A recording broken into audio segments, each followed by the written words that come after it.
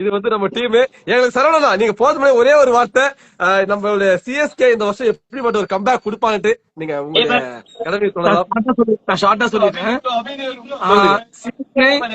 ஒவ்வொரு வருஷமும் ரிசல்ட்டுக்காக விளையாட மாட்டாங்க. நமக்கு என்ன கிடைக்குதோ அதை நல்லா ப்ராசஸ் பண்ணணும். நம்மளுக்கு கிடைச்ச ஒரு நல்ல யங் பேட்டரை வச்சு கேம கொண்டு போக நினைப்பாங்க. ஒரு ஆல்ரவுண்டரை கரெக்டா யூட்டிலைஸ் பண்ண நினைப்பாங்க. ஒரு ஸ்பின்னரை கரெக்டான இடத்துல நம்ம வந்து யூஸ் பண்ண நினைப்பாங்க. அதுதானே தவிர டிராஃபிக்காகவும் ரிசல்ட்டுக்காகவும் நம்ம சிஎஸ்கே என்னைக்குமே ஓடுனது கிடையாது. எண்ட் ஆஃப் டேல நல்ல ரிசல்ட் கிடைக்கும்.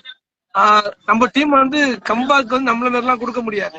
2018 நம்ம நிரூபிச்சிட்டோம்.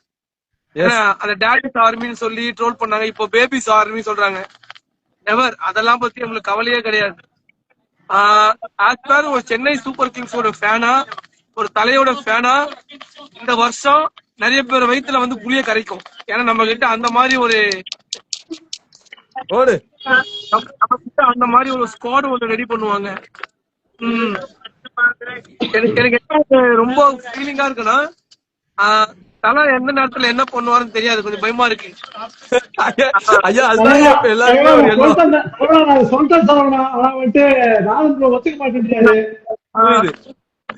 இன்னைக்கு வந்து சென்னை மேட்ச் நான் பார்க்க போறேன்.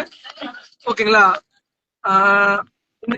இந்த ரெக்கார்டிங் வந்து சேவ் பண்ணி வச்சீங்க, மார்க் பண்ணீங்க.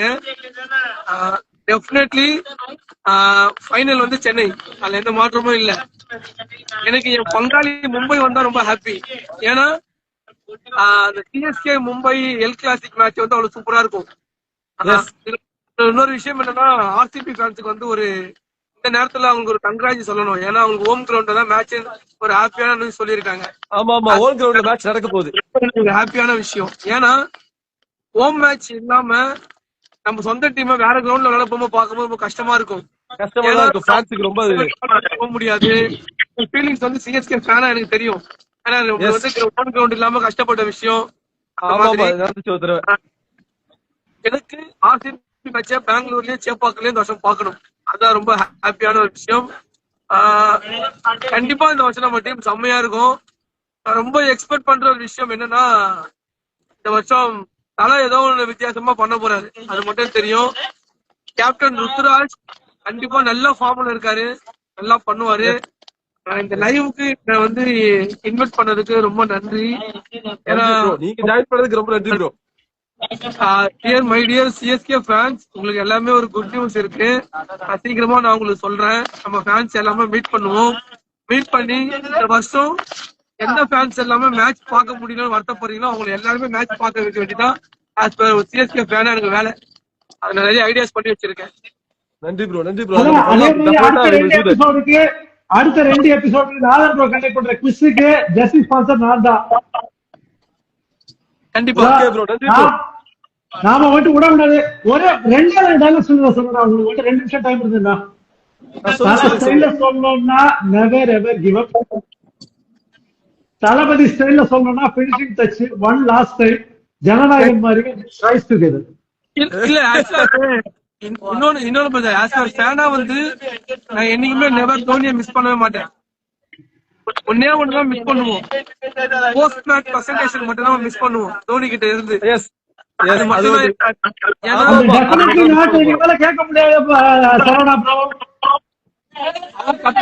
அவர் கருத்து கொடுத்த கிரிக்கெட் தான் நம்மள எல்லாருக்குமே நல்ல நாலேஜ் கொடுத்துருக்கு.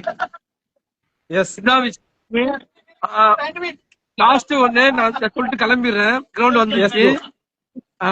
2026ல என் தலைவன் கிட்ட என்ன நடந்தாலும் எது நடக்கலனாலும் எங்க தலைவன் தான். அவர் ஃபர்ஸ்ட் பால்ல வந்து அவுட் தோனி தான்.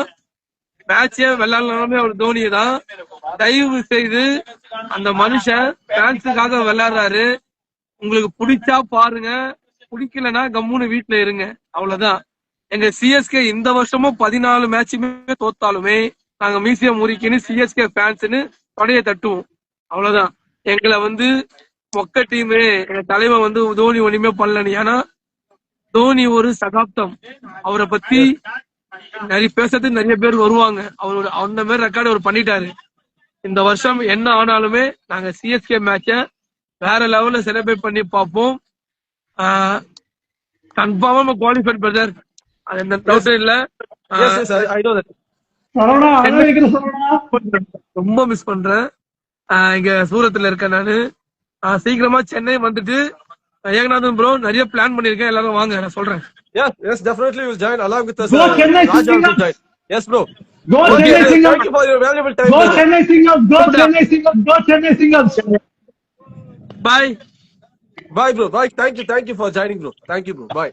Thank you bro.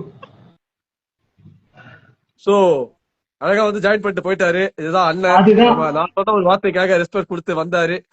எப்பவுமே பிரதர் வந்து எப்பவுமே வந்து அது பண்ணுவாரு.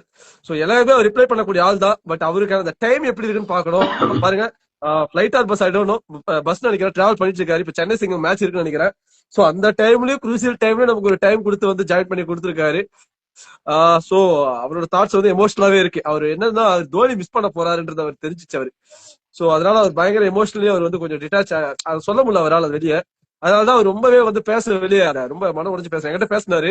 ஏன்னா அவர் தோனி ஃபேன்ன்றது அவர் பயங்கரமான ஃபேன். நம்ம வந்து எப்படி சொல்றது, இன்னைக்கு தோத்தா கிரிட்டிசைஸ் பண்ணுவோம், நாளைக்கு ஒரு வார்த்தை விடுவோம், ஓகேங்களா. பட் அவர் வந்து அப்படி கிடையாது. அப் அண்ட் டவுன் சொல்லிட்டு 18 வருஷமா சுத்தி அதுக்கப்புறம் சிஎஸ்கே அவர் அடையாளம் கண்டு அப்புறம் உள்ள வந்து இன்னைக்கு ஒரு பயங்கர தோனி ஃபேன். எல்லாருக்குமே தெரியும் அவர் தோனி ஃபேன், எல்லாருக்குமே தெரியும், உலகம் ஃபுல்லா தெரியும்.